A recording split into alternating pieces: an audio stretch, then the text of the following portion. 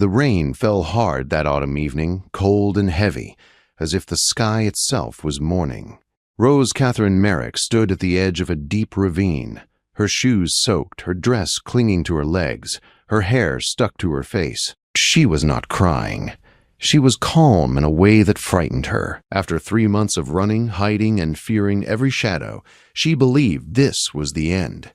Not because she was weak, but because she was tired in a way that reached into her bones. For 3 months, Rose had lived under names that were not hers. She had taken work she was not trained for, pretending to be a governess, smiling when spoken to, praying every night not to be discovered. She slept in small rented rooms where silence felt loud and accusing. Every knock made her heart race. Every man's voice carried danger. She knew the man searching for her would not stop. He believed she owed him something, and he would not rest until he took everything from her. The ravine below was dark and swollen with rainwater. It would be quick, she believed that. She stepped forward, her foot sliding on the wet earth, her body tipping into the empty space. Strong hands caught her from behind. The grip was sudden, firm, impossible. She gasped as she was pulled backward, away from the edge, away from the fall that had seemed certain. "No," a deep voice said, calm and commanding. "That is not happening." She struggled because her body only knew how to fight. She pushed and struck, but the man holding her was stronger. He did not loosen his grip. He lifted her with clear purpose and carried her away from the ravine until solid ground replaced danger. When he finally set her down, Rose collapsed to her knees, shaking, unable to understand that she was still alive. Rain soaked them both. She looked up, barely able to see his face through the darkness. "What is your name?" he asked. "Rose," she whispered. "Rose Merrick. I am Henry James Ashford, Duke of Ravensfield," he said. "And you are not dying tonight." He spoke with certainty, as if the decision had always been his to make. Henry brought her to Ravensfield House in London. He summoned a physician without asking permission, gave orders that were obeyed instantly, and made sure Rose was warmed, fed, and placed in a room more beautiful than any she had ever known. Soft carpets, clean linens, and firelight surrounded her, and still she could not sleep. For 3 days she remained in that room. The Duke did not question her. Food was brought quietly. The physician, a serious man with thoughtful eyes, checked her health and spoke gently. Rose ate slowly, her body unsure how to accept kindness. On the 4th day, when she finally sat by the window and watched the busy London street below, Henry came to see her. "You are not ordinary," he said simply. "You are educated. You were raised with care. And you are afraid for reasons beyond poverty." Rose met his eyes and felt something inside her weaken, not fear. "Relief. I will not ask your reasons," he continued. "But I will offer you choices." He explained them carefully. He could return her to her family with a story they would accept. He could help her find respectable work. Or she could remain in his house, under his protection, for as long as she needed. No questions, no payment, only safety. "Why would you do this?" she asked. "Because everyone deserves the right to choose their future," he replied. "And you have been denied that." Rose chose to stay. Days became weeks. She was not treated as a servant, but she was not family either. She found her place quietly. She organized books in the library. She helped the housekeeper. She spent long hours in the garden, breathing freely for the first time in months. The Duke was often away, but when he was home, he spoke with her. Their conversations were careful but honest. He did not push. He listened. "You were running from someone?" he said one evening. "Yes." "Someone dangerous?"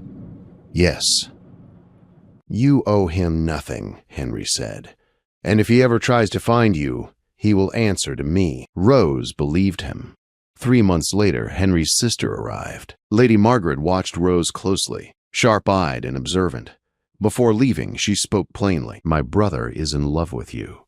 Rose denied it, but the words stayed with her. Weeks later, Henry asked Rose to walk with him in the garden. He offered a plan. He would introduce her to society as a distant cousin.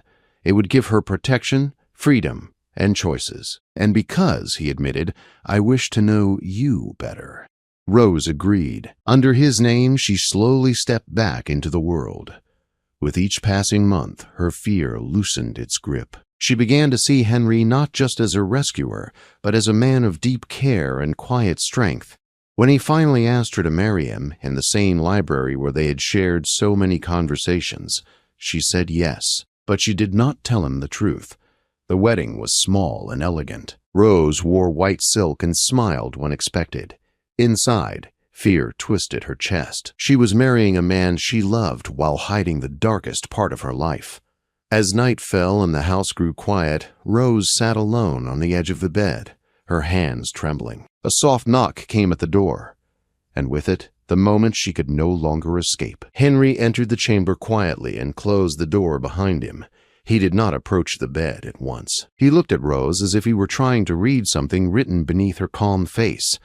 The firelight touched his features and softened the strength that always surrounded him. "You are afraid," he said. "Yes," Rose answered, because she could not lie anymore. He moved closer, but slowly, giving her time. He sat beside her without touching her, his hands resting open on his knees. "Before anything else," he said, "I need you to know something. I did not marry you for obligation, and I will not claim anything from you that you do not choose to give." Rose felt her breath catch. "I know you are keeping secrets," Henry continued. "I know the danger did not end the night I found you. I know there is a man who has been searching for you." Her body stiffened. "I had you protected," he said. "Not to control you, but to keep you safe. His name is William Thornton. He will not reach you." The walls seemed to tilt around her. The secret she had guarded so fiercely was already known.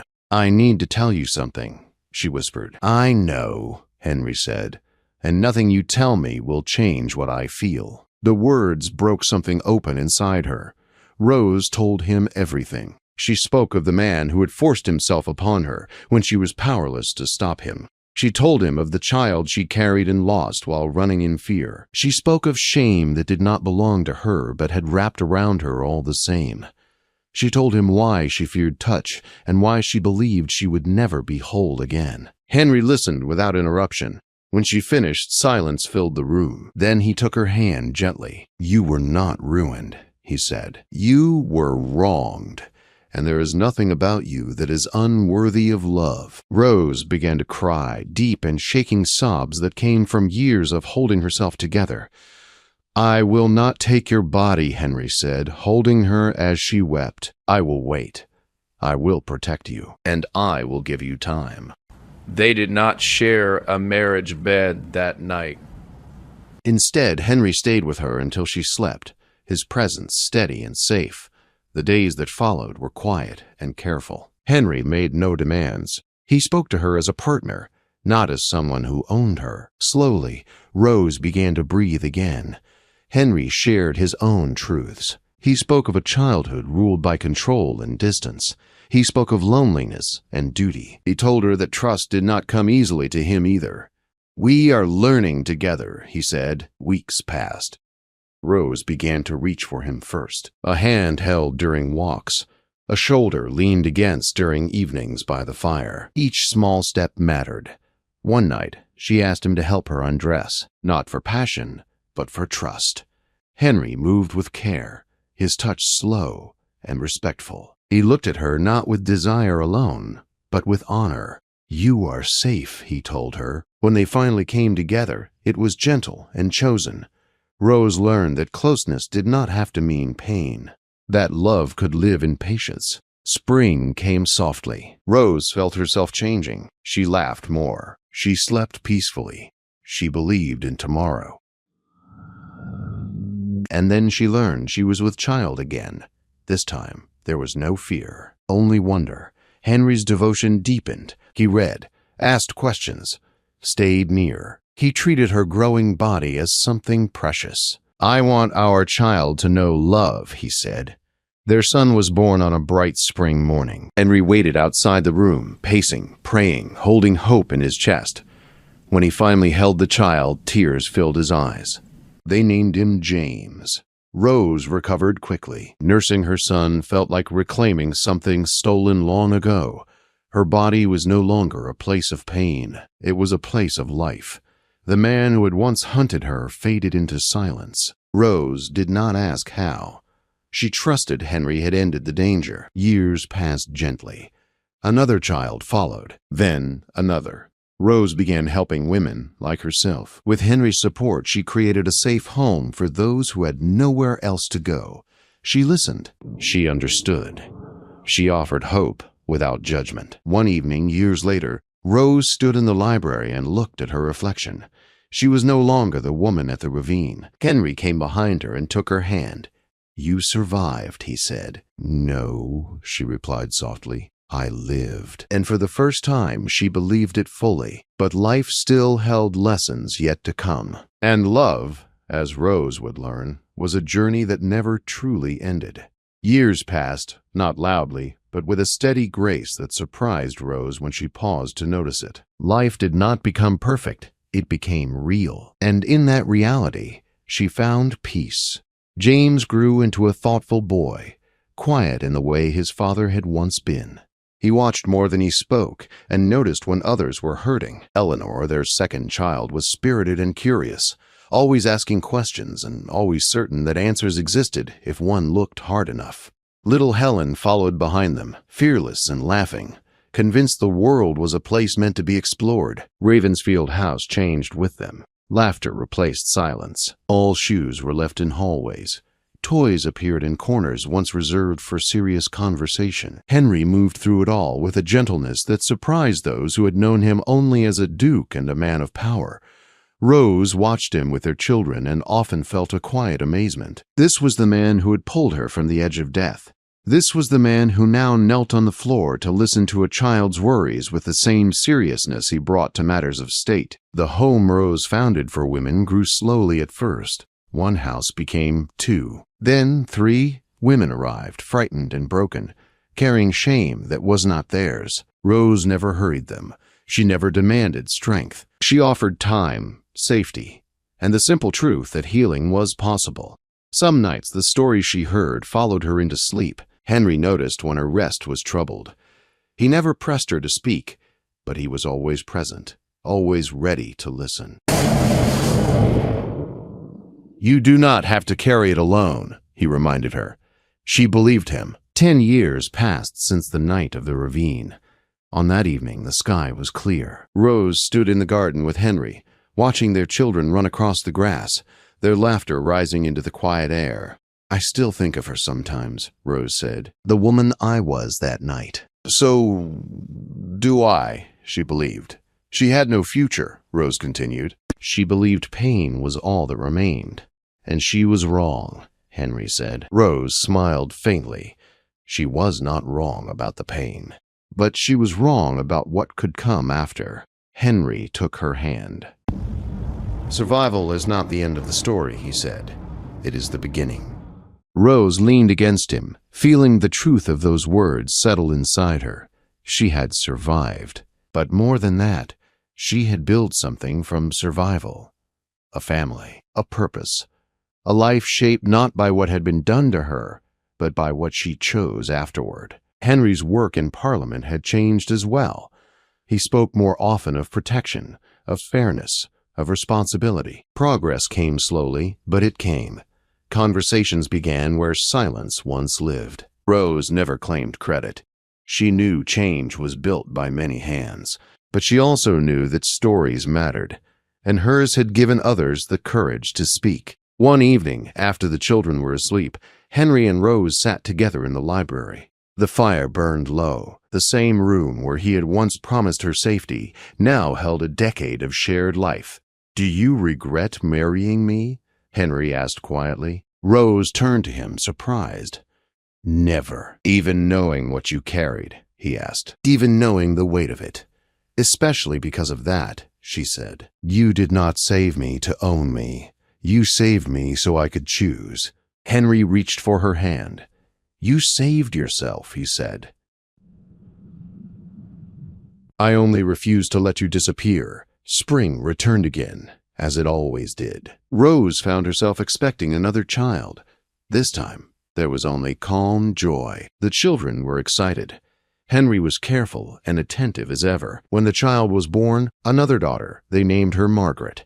She arrived healthy and strong, greeted by a family that understood love as something given freely, not earned through suffering. Years continued to unfold. The Home for Women expanded beyond London. Letters arrived daily from those who had found safety and hope through Rose's work. Some returned to thank her. Some simply moved forward with their lives, which was thanks enough. Rose aged into herself. Lines appeared at the corners of her eyes. Her hair showed strands of silver. She welcomed them. They were marks of time lived, not endured. One afternoon, she stood again near the ravine where her life had nearly ended. The land was peaceful now. The water below moved gently. Henry stood beside her, silent and respectful. "I wanted to see it again," Rose said. "Are you afraid?" he asked. "No," she replied. "I am grateful." She looked at the place where she had once believed death was the only escape. She felt no pull toward it now, only understanding. That pain had been real. That despair had been honest, but it had not been permanent. Henry placed his arm around her shoulders. "You changed the world," he said quietly. Rose shook her head. "No, I changed my life." And that made room for others to change theirs. They returned home together. In the years that followed, Rose often spoke to women who stood where she once had. Not at ravines, but at invisible edges. She did not promise easy answers. She did not offer quick cures. She offered truth. That healing took time. That love existed. That safety was not weakness. That choosing to live was sometimes the bravest act a person could make. Henry remained her steady presence. He never claimed to have fixed her. He never believed she had been broken. He loved her as she was, and as she became. On the anniversary of the night they met, they always walked together, sometimes in silence, sometimes with quiet laughter, always with gratitude. At 25, Rose had married the Duke who saved her life. At 35, she understood that being saved had only been the beginning. At 45, she knew this with certainty. Her life was not defined by the moment she nearly ended it. It was defined by every moment she chose to continue. And in choosing to live, to love, and to help others find the same courage, Rose Catherine Ashford became something she had never imagined possible. She became free.